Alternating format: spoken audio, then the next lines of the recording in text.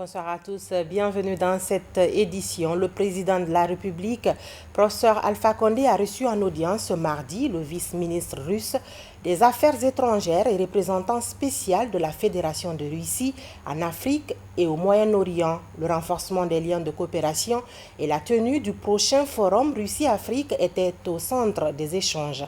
Ibrahima Keita. Dans le cadre du renforcement des liens d'amitié et de coopération, le vice-ministre russe des Affaires étrangères et représentant spécial de la Fédération de Russie en Afrique et au Moyen-Orient est à Conakry. Ce mardi, Michael Fokanev a été reçu en audience par le président de la République, professeur Alpha Condé. Les deux hommes ont insisté sur la coopération bilatérale et la tenue du deuxième forum russe-Afrique. Professeur Alpha Condé a réitéré à son interlocuteur sa volonté de renforcer les liens d'amitié entre les deux pays, ce que l'envoyé spécial russe a apprécié. Cette visite vise à améliorer tout l'ensemble de nos relations mutuellement avantageuses et mutuellement respectueuses. Moi, j'ai transmis à Monsieur le Président les sincères salutations et félicitations à l'occasion de son élection du président russe Vladimir Poutine. Et nous apprécions beaucoup le dialogue de confiance entre nos deux pays.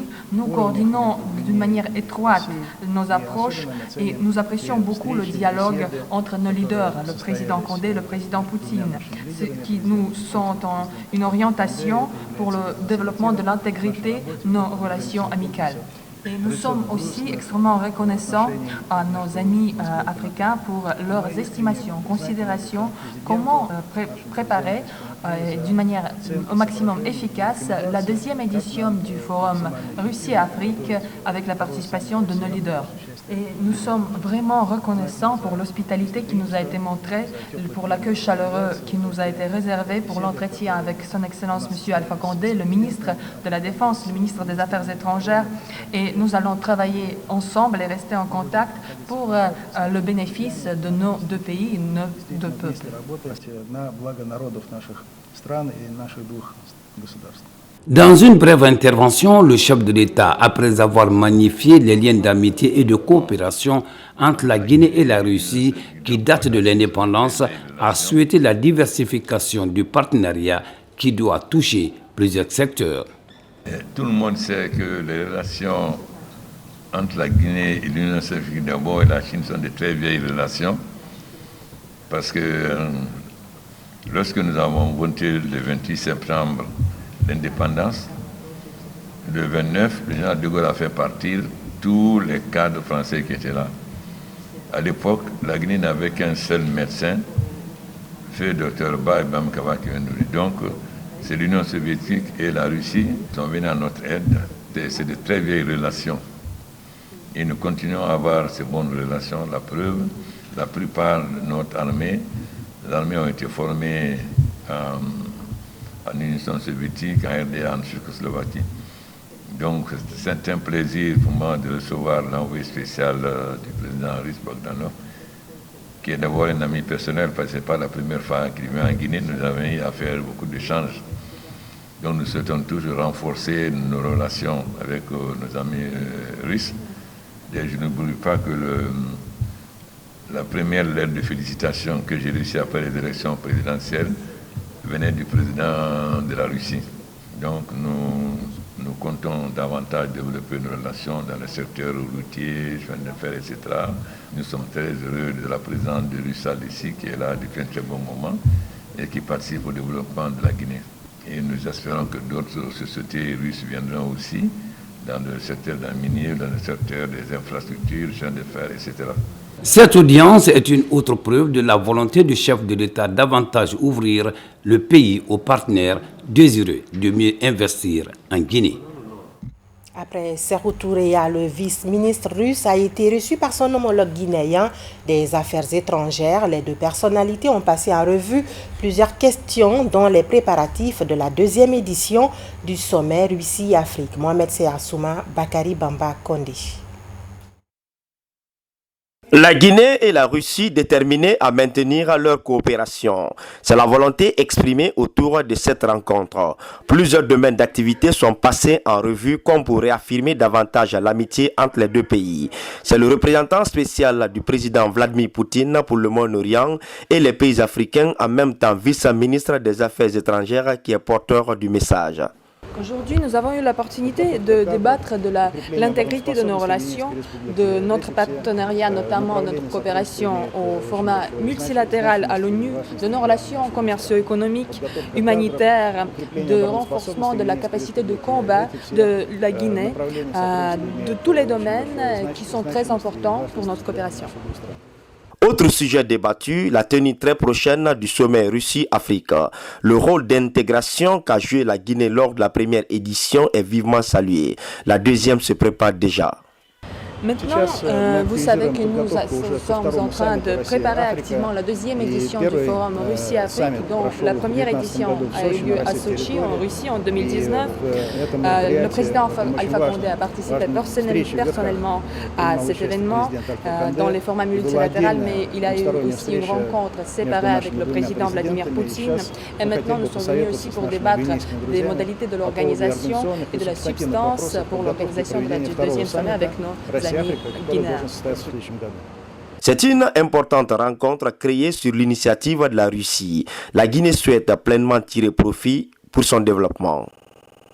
Et puis, le vice-ministre russe des Affaires étrangères met son séjour de travail à profit pour remettre officiellement aux autorités guinéennes 10 000 nouvelles doses de vaccins russes Sputnik V.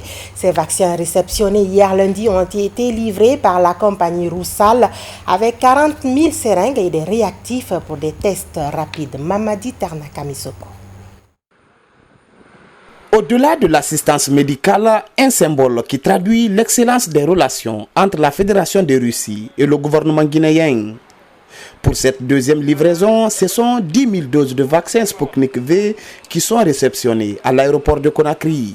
Ce colis est accompagné par Mikhail Bogdanov, vice-ministre des Affaires étrangères de Russie et représentant spécial du président Vladimir Poutine en Afrique et au Moyen-Orient. Cela ne nous étonne pas parce que la Russie est un vieil ami de la Guinée. La Russie a toujours été aux côtés de la Guinée quand les choses n'allaient pas très bien en Guinée. Ceci n'est pas le premier don. Nous avons eu des équipements de protection, nous avons eu des équipements de tests, nous avons eu des équipements qui ont servi à protéger la vie des médecins guinéens qui sont en première ligne contre et la Covid et l'Ebola et la rougeole et les autres maladies épidémiques qui sévissent en Guinée aujourd'hui. Encore une fois, et au nom de son Excellence le professeur Alpha Condé, je tiens à le remercier à travers lui, le président Vladimir Poutine et le peuple russe pour cette assistance au secteur sanitaire en Guinée.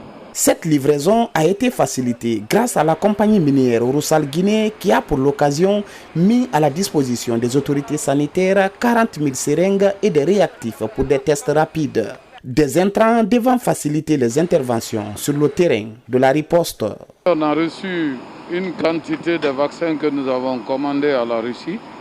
Et il y a aussi des tests de diagnostic et des seringues et d'autres matériels d'équipement que nous venons de recevoir, mais tous dans le cadre de la riposte contre la maladie qu'on appelle le coronavirus. Au total, ce sont 30 000 doses de vaccins qui ont été à présent livrées par les partenaires russes sur les 300 000 commandes faites par la Guinée. Des vaccins dont l'administration a commencé dans le pays depuis le 5 mars dernier.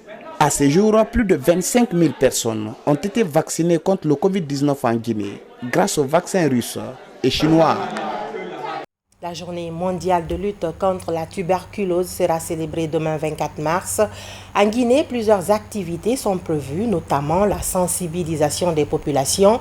Face à la presse, l'ONG internationale Médecins sans frontières fait le point de la situation de cette maladie qui continue de faire des victimes dans notre pays. Tcherno Maroufba, Maurice Sidibé. La tuberculose est considérée comme l'un des problèmes de santé publique. Classée comme la maladie infectieuse la plus meurtrière au monde, la tuberculose continue de faire des victimes en Guinée. Selon les derniers chiffres hospitaliers de 2019, plus de 21 000 cas sont enregistrés en Guinée, soit 3 700 décès. Avec ces chiffres, le gouvernement et ses partenaires, comme Médecins sans frontières, s'activent sur le terrain pour intensifier la lutte. avec 176 cas pour 100 000 habitants, soit plus de 45 nouveaux cas par jour en Guinée, le pays reste à forte incidence de tuberculose. Cette incidence reste stable depuis quelques années, contrairement à l'incidence mondiale qui est en baisse.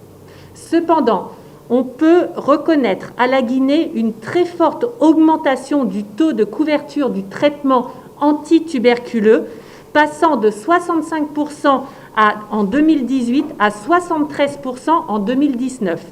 Dans cette lutte contre la tuberculose en Guinée, 56 centres de traitement sont de nos jours opérationnels. Face à l'urgence, une chaîne d'approvisionnement est activée par Médecins sans frontières. Le traitement de la tuberculose intègre désormais le dépistage du VIH. En 2020, MSF a contribué à plus de 3 milliards de francs guinéens pour aider à la prise en charge des personnes vivant avec la tuberculose en Guinée. Dans les 9 centres partenaires de MSF, le dépistage systématique de la tuberculose est réalisé à toutes les visites des personnes vivant avec le VIH. Ce dépistage se fait avec le TB-LAM ou le GenExpert par exemple. Pour l'année 2021, Médecins sans frontières se fixe comme priorité l'amélioration de la chaîne d'approvisionnement, la création d'un centre de traitement dans le quartier d'Apompa et de la mise en place d'un centre de traitement de la tuberculose multirésistante à Donka. Le ministre de l'Enseignement supérieur promet d'œuvrer pour qualifier l'université guinéenne. Aboubacar Silla a fait cette promesse après avoir sillonné les universités publiques de la capitale. Mamadou Saliouba était sur ses pas. Suivez son compte rendu. C'est pas l'élément.